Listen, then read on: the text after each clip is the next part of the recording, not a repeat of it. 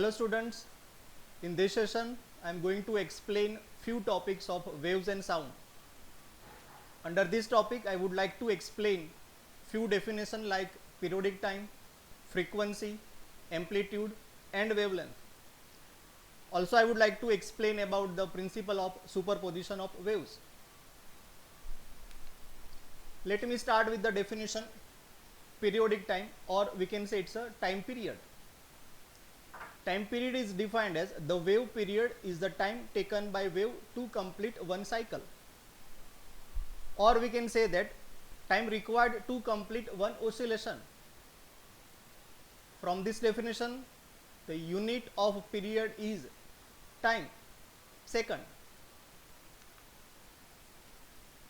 Look this animation. This is the animation of a motion of a loaded spring. You look carefully here, the position of loaded spring is changes according to the motion of a loaded spring. If we collect data of a position of loaded spring with respect to time, we will get the numerical values. If we plot a graph of these values for the position versus time, the pattern of the graph is like a wave. Look here. This upper part of the wave is known as a crest, while the bottom part of the wave is known as a trough. Here the loaded spring, whatever the object is hang on the spring, is changes continuously. As a result, we will get the different values of the amplitude. It is denoted by yellow color. Look here, it is maximum value, now decreases gradually, now minimum, and then it is the maximum value. This is about the periodic time. Next, do you know what is frequency? Frequency is defined as the number of oscillations of a repeating event per unit of time, or we can say that number of oscillations made in 1 second. From this definition, unit of frequency is hertz. We can measure frequency in hertz or second inverse, or we can say it's a cycle per second. Now question is that what is the formula of frequency? Frequency and periodic time both are inversely proportional. Frequency is given by cycle per time, while periodic time is given by time per cycles.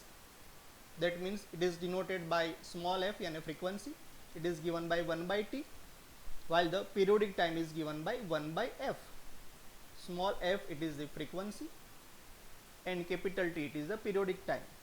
For periodic time, always use capital T instead of small t.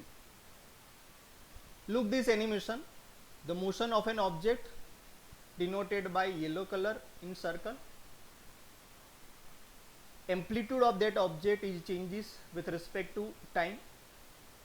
If we calculate the frequency of a given example,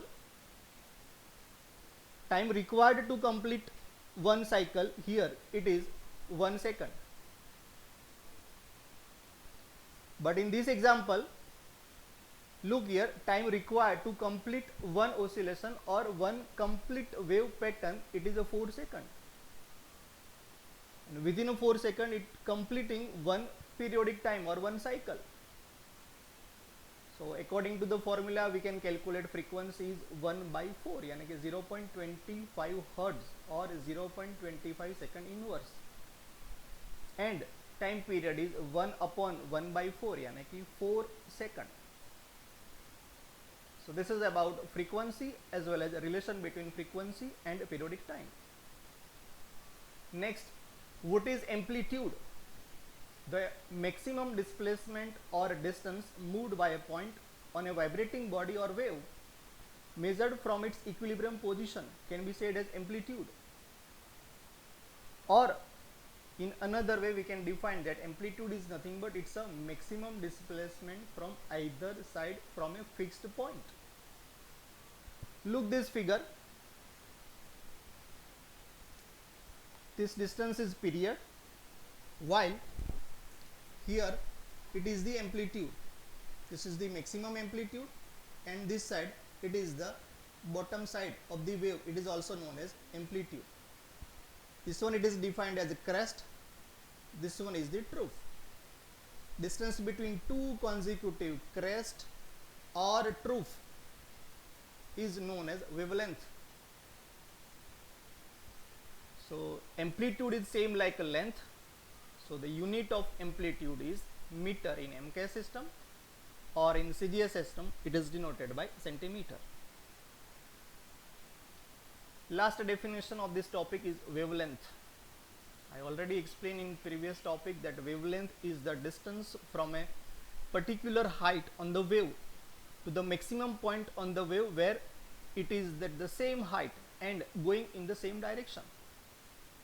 Or also we can say that for the wavelength, for the transverse waves, the distance between two consecutive crest or trough is also known as wavelength.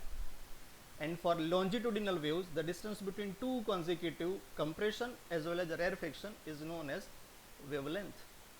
And the unit of wavelength is same like length. It is MKS is meter, while in CGS it is given by centimeter. Look this animation. In this animation, amplitude, wavelength and phase change is denoted in this figure. Try to understand how the amplitude changes. As the amplitude changes, what will be the change in the wave pattern? This is the graph of displacement versus time. Change in displacement with respect to time. According to that, change in amplitude, wavelength and phase will take place. If the wavelength is changed, what will be the change in its wave pattern as well as by changing the phase? Try to understand first, phase is nothing but it's the angular position of an object with respect to some reference line. And positive x-axis we are taking always as a reference line. So from this animation it's very easy to understand the relation between amplitude, wavelength as well as phase. Next topic is principle of superposition of waves. The principle of superposition may be applied to wave whenever two or more than two waves traveling through the same medium at the same time. The waves pass through each other without being disturbed. So question is that if they are passed without disturb, what will be its net displacement?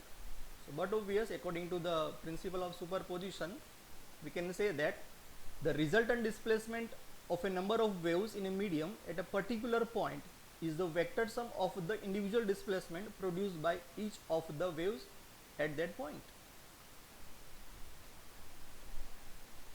Now look this animation.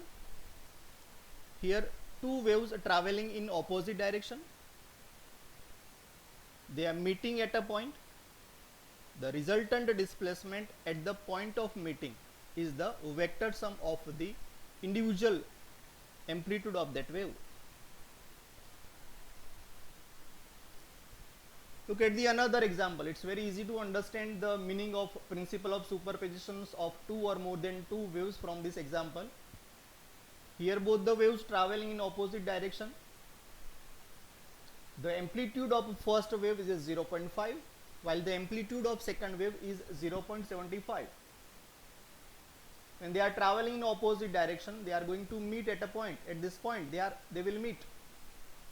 At this point the amplitude of that waves, it is the individual amplitude of both the waves meeting at that point. Ultimately it's a vector sum.